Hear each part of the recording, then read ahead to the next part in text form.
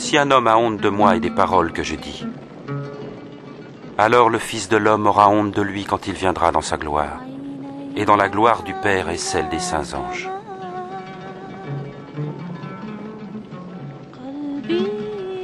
Je vous le dis, certains d'entre vous ne mourront pas avant d'avoir vu le règne de Dieu.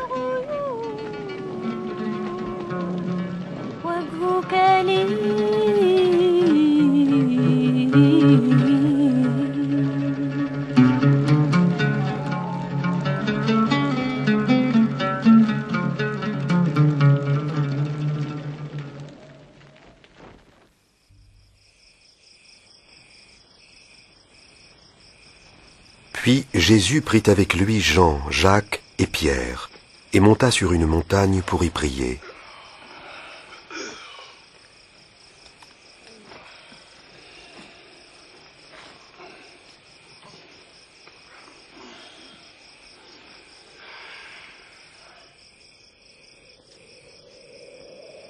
Pendant qu'il priait, son visage changea d'aspect, et ses vêtements devinrent d'une blancheur éblouissante.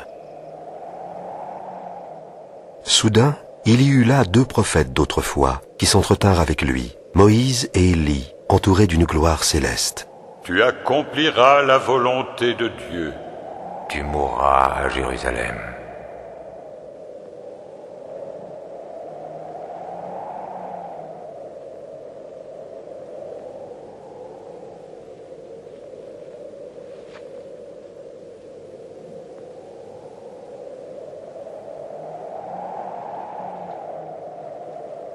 Au moment où Moïse et Élie quittaient Jésus, Pierre dit : « Maître, il est bon que nous soyons ici. Alors dressons 3 tentes. Une pour toi. Pendant qu'il parlait, une pour Moïse, un nuage se forma et les enveloppa. Et une pour Élie. Les disciples eurent peur. Alors du nuage, une voix se fit entendre. « Celui-ci est mon fils. Je l'ai choisi. Écoutez-le. »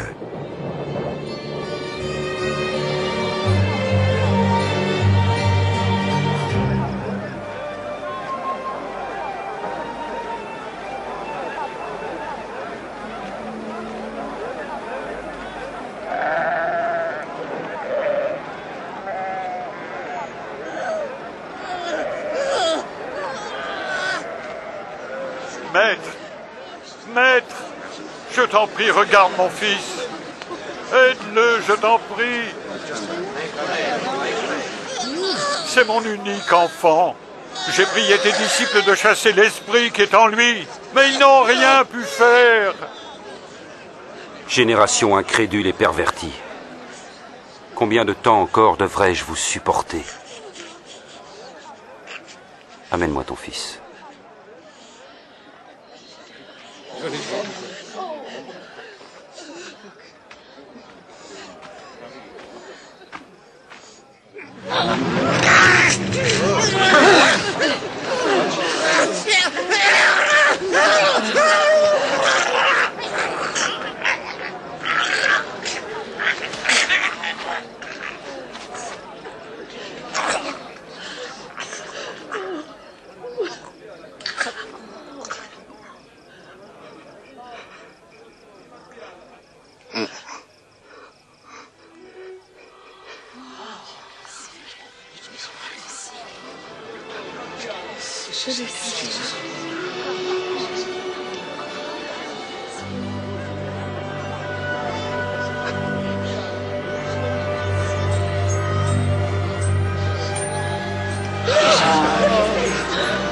Son visage est guéri aussi. C'est merveilleux.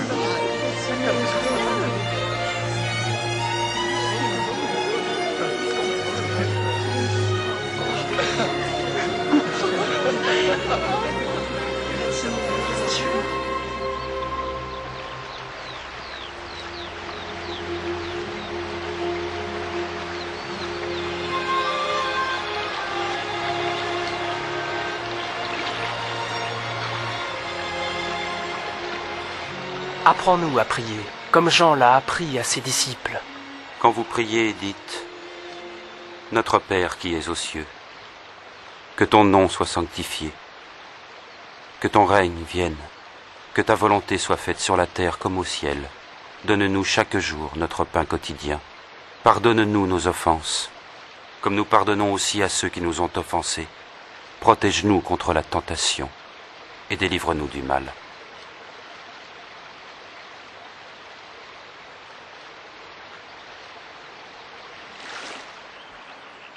Demandez et vous recevrez.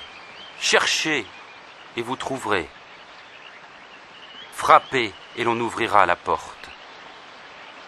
Car tout homme qui demande reçoit. Celui qui cherche trouvera. Et à celui qui frappe, on ouvrira la porte.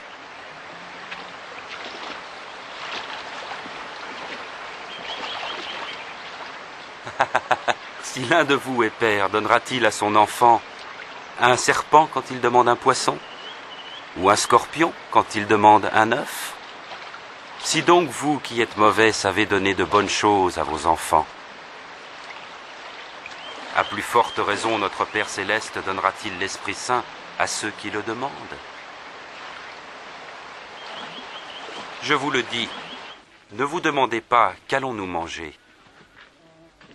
Avec quoi allons-nous nous habiller? Car la vie est plus que la nourriture, et le corps plus que le vêtement. Observez les corbeaux.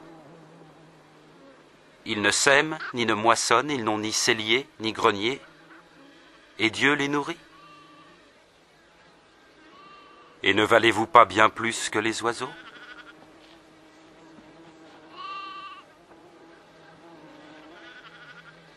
Qui d'entre vous peut, à force d'inquiétude, prolonger tant soit peu sa vie?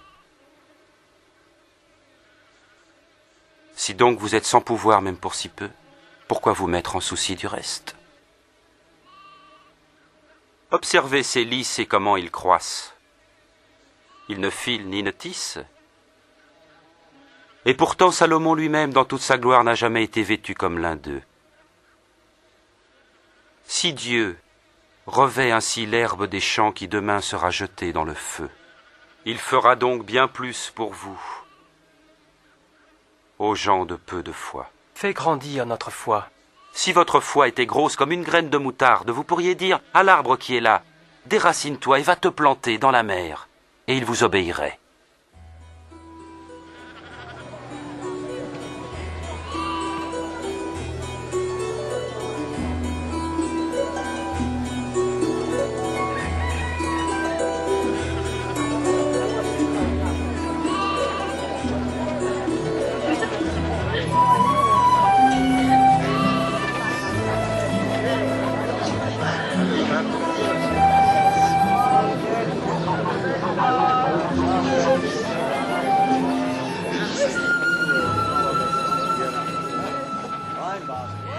Il y aura toujours des occasions de chute, mais malheur à qui en sera la cause. Il vaudrait mieux pour lui qu'on attache une pierre à son cou et qu'on le jette à la mer, pour qu'il ne provoque pas la chute de l'un de ses petits. À quoi est semblable le royaume de Dieu? Il ressemble à la graine de moutarde qu'un homme prit et mit dans son jardin. La graine poussa, devint un arbre, et les oiseaux du ciel nichèrent dans ses branches. Je suis pas sûr de savoir de quoi il parle. Comment peux-tu manger et boire avec ces collecteurs d'impôts et ces gens de mauvaise vie? Les bien portants n'ont pas besoin de docteur. Seuls les malades l'attendent.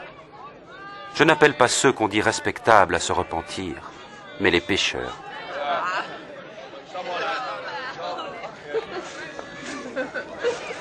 Parle-nous du royaume de Dieu. Allez, raconte encore. N'ayez pas peur, petit troupeau, car votre Père a trouvé bon de vous donner le royaume. Vendez ce que vous possédez et distribuez-en le produit aux pauvres. Constituez-vous dans les cieux un trésor inaltérable et qui ne s'épuisera pas. Aucun voleur ne pourra l'atteindre et aucune mythe l'entamer. Car là où est votre trésor, là aussi sera votre cœur.